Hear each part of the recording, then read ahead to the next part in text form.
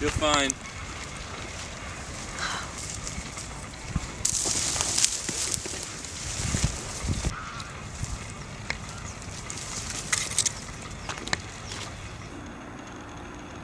An hour and a half outside of Delhi into the countryside,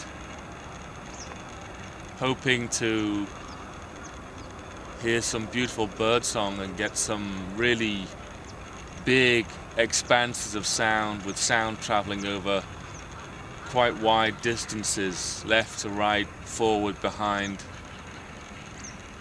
I can hear it's there.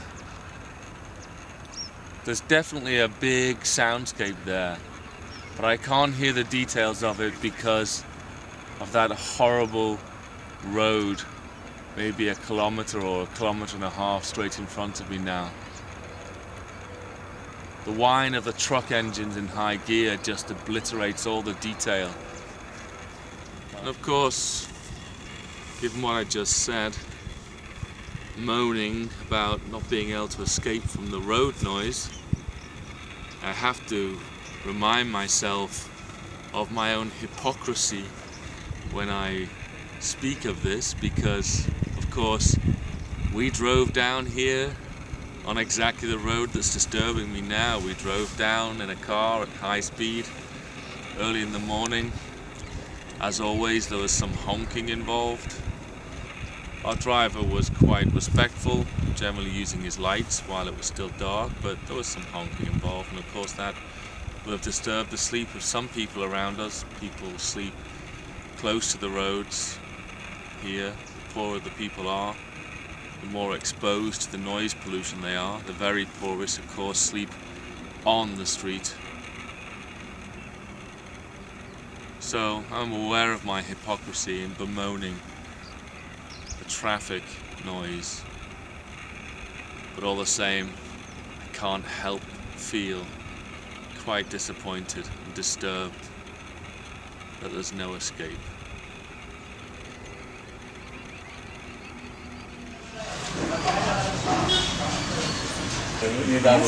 So inside first and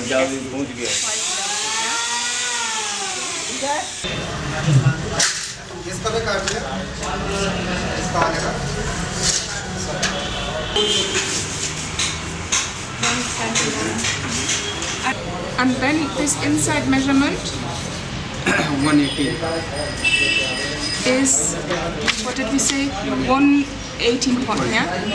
And here 5, okay, so gypsum board is 1220, yeah, okay, so this is better, no? Because it's less wasteful, yeah, okay, yeah, and then, no, studs, no, rock wool, and the outside and is not measured normal. Outside is different, yeah, bigger, no?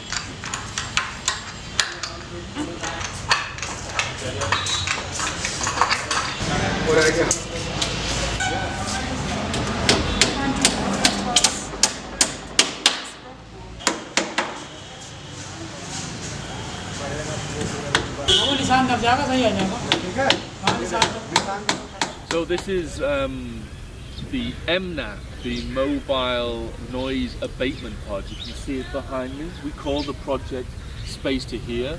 So what we've got here is a specially constructed sound dampening box, so that when you enter the box and we close the door behind you, you're in a very quiet environment. So the soundscape is 12 minutes long and only consisting of sounds recorded in Delhi at the beginning of this project.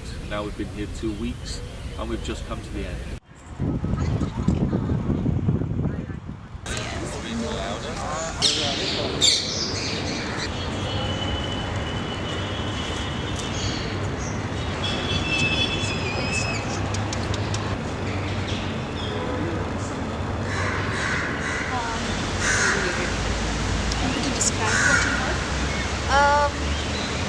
in bits and pieces because I didn't remember all of it. But it started off gently enough, and there were birds, then there was traffic, there were a lot of people laughing at some point. It was just men, and that was horrible. Just before the end, there was this group of people in a tunnel or something.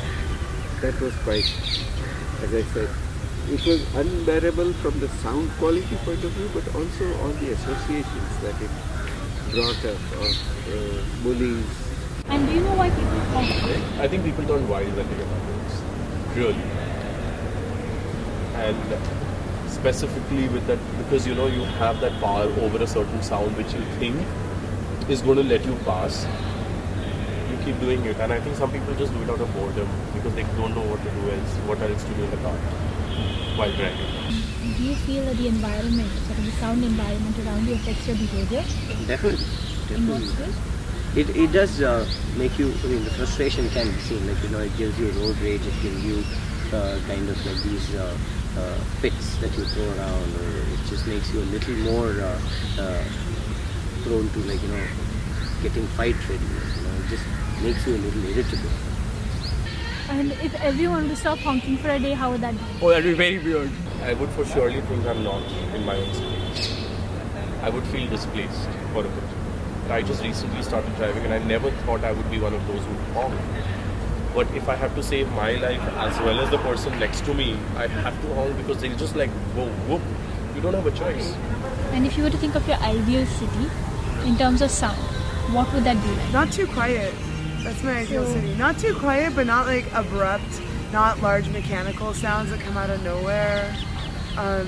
The sounds of language are nice, I like the sounds of many languages being spoken. Like I was a grad student at UC Irvine in California, and we have a lot of students whose families are immigrants from different parts of the world. So you hear Vietnamese, you hear Farsi, you hear Hindi, you hear English, and it's nice. It's a sound of an inclusive space to me. We've interviewed a range of people from various different countries, mainly Indians. Clearly we're in Delhi, so most of the people that came by were Indian, but there are also people from pretty much across the globe. And the responses have been varied, of course. People differ in their views, but I think it's fair to say the act of taking part in this experiment has brought out a discussion where people have actually voiced their frustration with the noise levels, with honking in particular, in the cities in which they live. It seems that a lot of people here accept honking, they accept high sound levels because they don't seem to have any choice about it. They have to get on with life in these noisy environments, but when they're invited to reflect upon it and to express themselves about it, people become quite excited and express quite strong views. So it was quite funny sometimes to see people as they come out, because some of them looked like they're almost waking up or really quite in another world completely. So a lot of people spoke about having a very strong visual reaction to the experience of listening because they could identify so strongly with the sounds, and because of the particular recording technique which I used, which is a binaural recording technique, which gives you a very sort of 3D sensation of sound. They could actually picture themselves in those places, whether they'd been there or not, whether they really knew where those places were. They felt like they were there, and that was, to some people, quite disorienting, to the point where some people, actually quite a few people, mentioned taking off the headphones briefly to make sure that the sound really was coming from the headphones and not from outside. The other thing I found slightly disturbing, I suppose, is the number of, well, actually there weren't that many, but there were a couple of women who said they were disturbed by some of the male voices they heard, which, whilst recording and whilst mixing, didn't occur to me at all, because the particular voices the women were reacting to were just young boys, really, sort of 15, 16 years old, and to me they were completely non-threatening. But this obviously brought out or reminded some of the women of situations which were indeed threatening. It's not to be underestimated. I would by no means disregard that reaction. It was very real for those women. They felt unnerved in the presence of male voices, and I think particularly because it was male voices in an enclosed space and quite close. And also the words that they were using, if you understood Hindi, they were making particular comments which you wouldn't feel comfortable hearing in Purushottama. Okay. So it's the tone, it's the fact that it's directed and loud and young male. Yeah. So also quite powerful. Yeah. So yeah, it was quite, and that actually was part of, when I was listening, one of the very scary parts of it. All right. Okay. Yeah. We've had about 75 people go into the box over the last 5 days. We've interviewed them, we've recorded their response during the experiment through an iPad interface. We're going to analyze the data and see if this kind of sound, this kind of noise pollution from my perspective is something that actually disturbs Indian citizens, and therefore we could think about maybe how to change things, raise awareness of the problem to get people thinking about reducing sound levels and improving everybody's quality of life.